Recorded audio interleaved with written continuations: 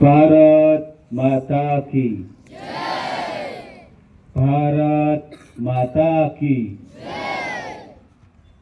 અત્રે ઉપસ્થિત મંચસ્થ સર્વે મહાનુભાવ તથા તમને એક માળામાં મણકાની જેમ જેમણે અનુશાસનમાં પરોવ્યા છે એવા તમારી બાજુમાં ઉભેલા ચો તરફ સૈનિકોની માફક 24 કલાક શાળા માટે સંપૂર્ણ ઈમાનદારીથી વિચારતા એવા પરમ ગુરુજનોને તથા આ ગુરુજનોના પ્યારા પ્યારા બાળકો તથા અત્રે ઉપસ્થિત સર્વે મેનેજમેન્ટ ટીમના હેડ મિત્રો તથા અત્રે ઉપસ્થિત સર્વે અન્ય કર્મચારીઓ, આજનો 80મો આ સ્વતંત્રતા પર્વ એટલા માટે જયજનની માટે ખાસ છે કે હર પરે કંઈક નવીન આ સ્ટાફ છે તમને આપવા અને પીરસવા માંગે છે.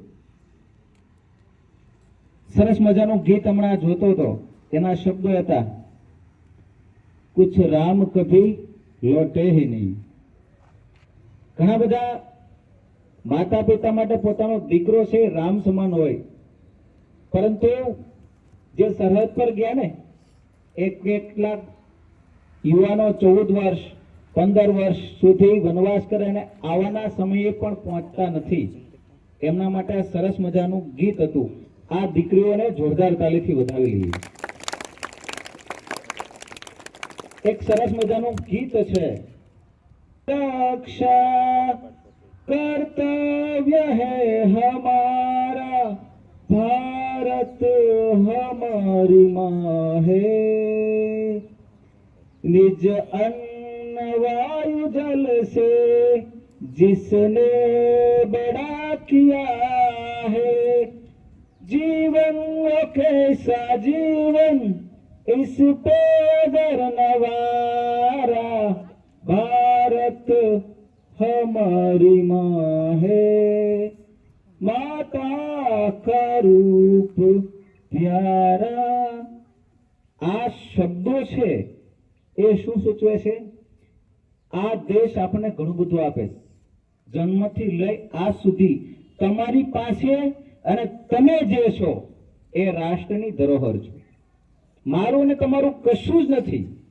ઘર, અનાજ, ધન, દોલત, મન, એવન આપણા જે વિચારો છે એ પણ ભારતના છે.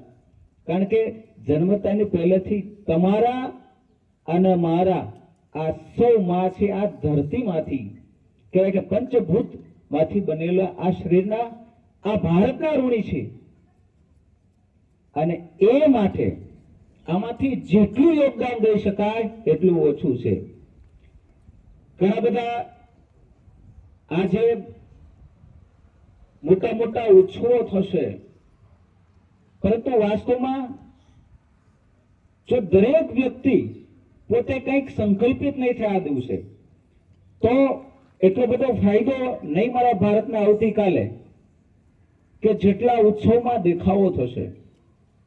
દરેક વ્યક્તિ શિક્ષા લેતાની સાથે આખો ભારત છે એ શિક્ષિત થઈ જશે. દરેક વ્યક્તિના વ્યસન મુક્તની સાથે આ દેશ વ્યસન મુક્ત બનશે. દરેક વ્યક્તિના સ્વદેશી ખરીદીની સાથે ભારત છે આત્મનિર્ભર બની જશે. દરેક વ્યક્તિના અનુશાસન નિયમમાં આવતાની સાથે દેશ છે એ અનુશાસિત બની જશે. રોડ સેફટી માટે દરેક બાળક કે દરેક યુવાન જે બાઇક ચલાવે છે એના સર પર હેલ્મેટ અને સીટ બેલ્ટ હશે, તો આપોઆપ દેશના 3 લાખ લોકો જે રોજે યુવાનો મૃત્યુ પામે છે એ આપોઆપ બચી જશે. એટલા તો સૈનિકો શહીદ નતા થતા, એટલા તો અકસ્માતમાં આપણે યુવાધન ગુમાવીએ છીએ. એટલા સૈનિકો આખા વિશ્વને જીતી નહીં આવે, એટલા તો આપણે વ્યસનમાં કેન્સરના કારણે યુવાનો ગુમાવ્યા છે. આ દર્દ આ છે. તો આ શિક્ષા ક્યાંથી મળે? બાળપણથી. તો વધારો આ સ્ટાફને કે જે તમને વ્યસન માટે પણ એક એક પકડીને કહે છે બેટા તું આ છોડી દે.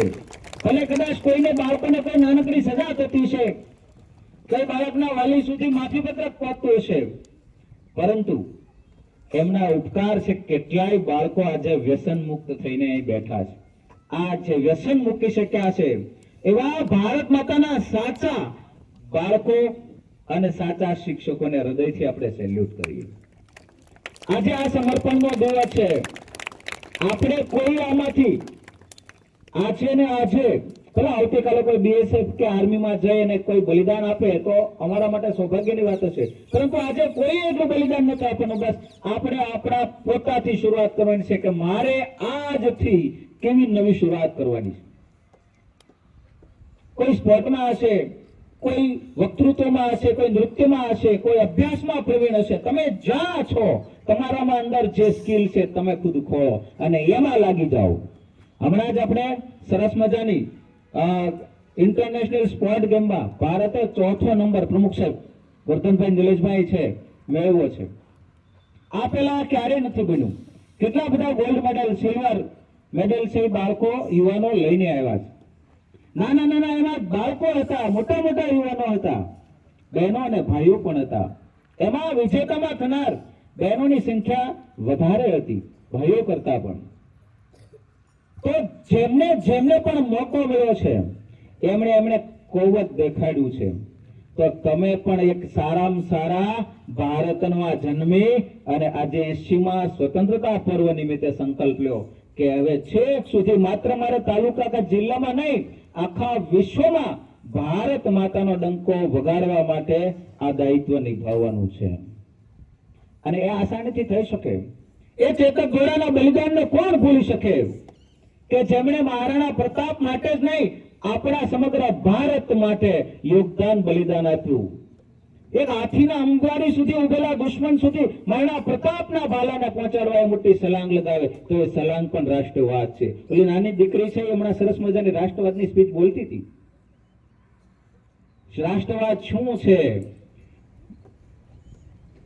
આ ચેતક ઘોડા એક પ્રાણી છે. આમ છતાં મેવાડમાં આજે મહારાણા પ્રતાપની બાજુમાં એમની પ્રતિમા છે ને સેંકડો લાખો લોકો રોજ એને પ્રણામ કરે છે. આ ચેતક ઘોડો આજે નથી, પરંતુ આજે પણ એમની પ્રેરણા જીવિત છે. આ ચેતક ઘોડો એક મોટી ખાઈ કે જે ઠેકીને મહારાણા પ્રતાપની રક્ષા કરે. એમને ખ્યાલ છે કે મારા જેટલી તાકાત પાછલા ઘોડામાં નથી, કારણ કે એમણે સંયમ, શક્તિ અને પોતાના માલિક માટે એટલી પ્રેક્ટિસ કરેલી હતી કે મહારાણા પ્રતાપ પણ એમને ભેટીને રડે કે એમણે પોતાનો એક દીકરો ગુમાવ્યો. 3 પગે દોડ લગાવે આ ચેતક ઘોડો.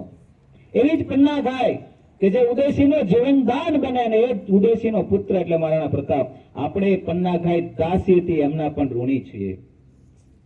આપણે ભારતના સેંકડો 16 વર્ષથી લઈ અને 100 વર્ષ સુધીના શહીદો જોયા એમના બધાના ઋણી છીએ. આપણે વર્ગખંડમાં શાંત અથવા કોઈ પણ અનુશાસનમાં બેસવા જ્યારે કહેવામાં આવે ને તો એ આ શાળાના આપણા શિક્ષકોનું પ્રાણ નથી, પરંતુ તમારા અને મારા સૌના વારસ કહેવાય કે પૂર્વજ આ શહીદોના સલામ માટે ભણવાનું છે.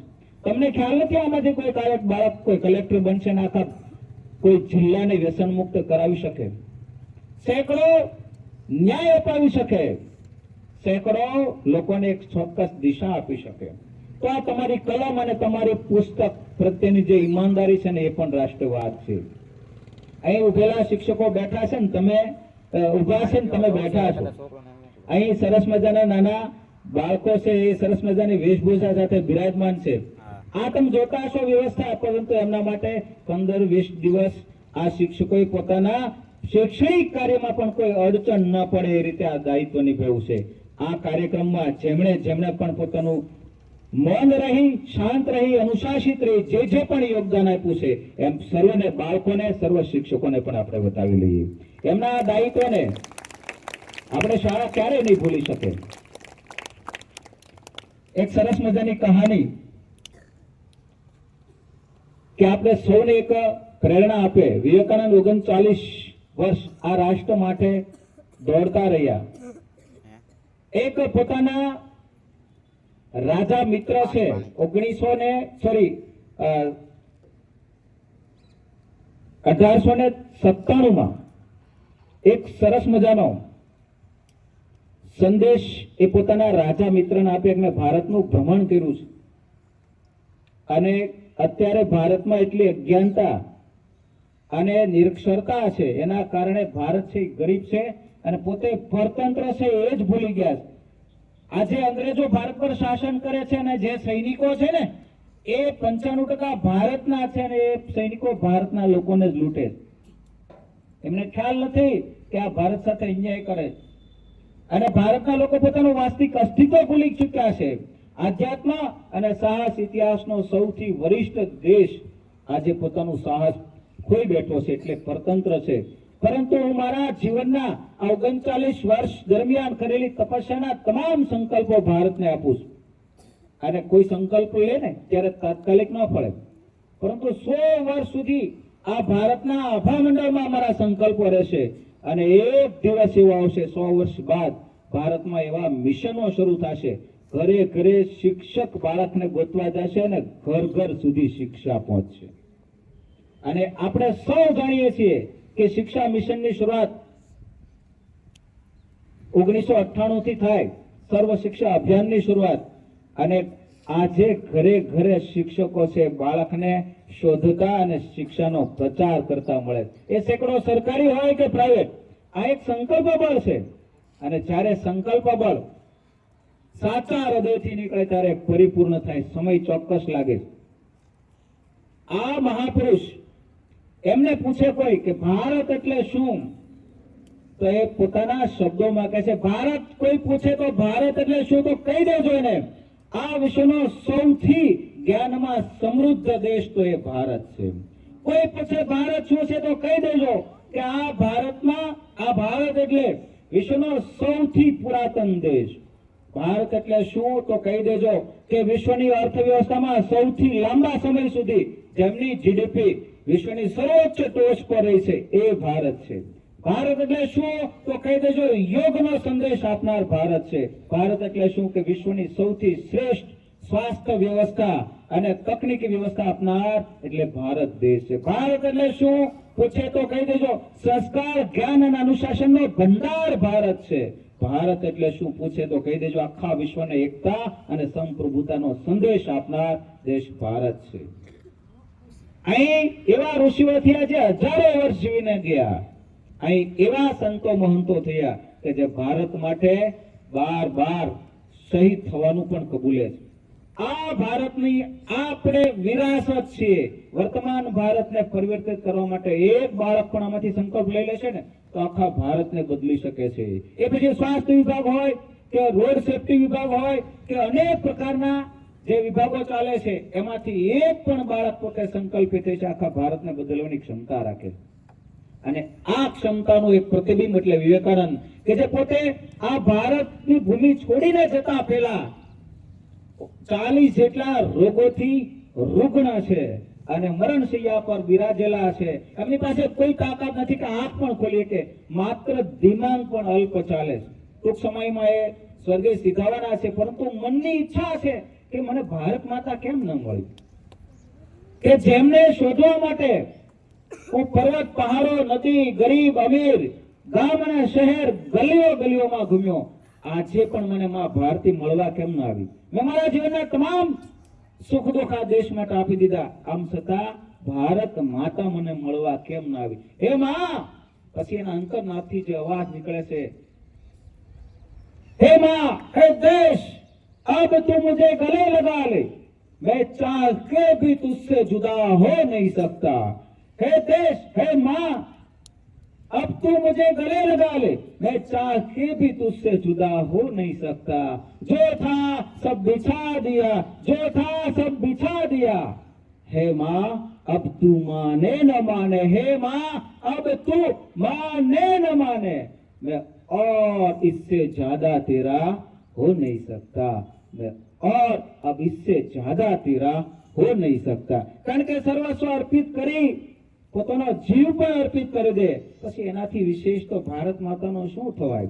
ભારત માતાને પણ થાય કે કદાચ હું આ એક સાચા યુવાન સુધી બહુ લેટ પહોંચીશું. માતા દરવાજા પર ઊભી છે અને સીધી દોડી અને વિવેકાનંદના મસ્તકને પોતાની ગોદમાં લે અને માતાને નયનોમાંથી છે એક આંસુનું બુંદ પડે વિવેકાનંદના લલાટ પર પડે. વિવેકાનંદ પાસે તાકાત નથી, પરંતુ બચેલી તમામ તાકાત એકઠી કરીને આંખ ખોલે. માં, તારી આંખોમાં આંસુ, વિવેકાનંદની ભારત માતાના આંખોમાં આંસુ. ત્યારે કે હા બેટા, તું જઈ રહ્યો છે અને આ પરતંત્રતા મારાથી સહન નથી થતી. મારા જ બાળકો મારા અસ્તિત્વને ભૂલી રહ્યા છે. પોતાના અંગત સ્વાર્થ માટે આ દેશને વેચી રહ્યા છે. 36 કરોડ લોકો હતા ત્યારે, વિચારજો તમે. આમ છતાં ભારત પરતંત્ર હતો તો એકમાત્ર વિચારધારાના કારણે કે એક દિશામાં વિચારધારા સ્થિર નહોતી. અમીરો ગરીબોનું અતિશોષણ કરતા હતા. વિવેકાનંદ પોતાના પુસ્તકોમાં લખે છે, આપણા જેટલા દુશ્મન છે બીજા કોઈ નથી. તો એક દિશામાં ભારત ચાલે તો વિશ્વની સૌથી મહાસત્તા અત્યારે પણ બને. અને ભારત માતાને કહે છે, માં રડીશ નહીં, ફરીવાર આવીશ. આ શરીર પૂરું થાય, મારો જન્મારો નહીં. હું ફરી આવીશ ત્યાં સુધીમાં ભારતને કહેજે, ભારતીયોને કહેજે કે ભારતને ભારત બનાવી રાખે. વિશ્વગુરુ બનાવવા માટે ફરીવાર હું આવીશ.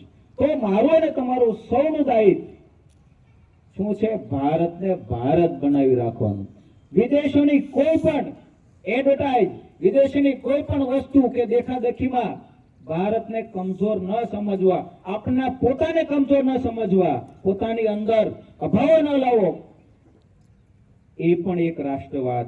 તમે જ્યાં છો ત્યાં શું કરી શકો એ પણ એક રાષ્ટ્રવાદ. તમારી ઝૂંપડીને, તમારી ગરીબડી માતા પિતાને, તમારા પરિવારને અન્ય જહો જલાલી ભોગવતા પરિવાર સાથે કમજોર ન સમજવો એ પણ રાષ્ટ્રવાદ. તમે જ્યાં છો ઈશ્વરની કૃપા છે, હવે ક્યાં આગળ જવું એ તમારું દાયિત્વ છે. બસ આ માટે વિચારતા રહો. અને એક અંતિમ પંક્તિ કહીશ આ આજના અને આ પહેલાના સેંકડો શહીદો માટે. जो माँ हंसते मुख अपने लाल को विदा करे, जो माँ हंसते मुख अपने लाल को विदा करे, उस माँ और बेटे को सलाम ये जहाँ सारा भरे, उस माँ और बेटे को सलाम ये जहाँ सारा भरे.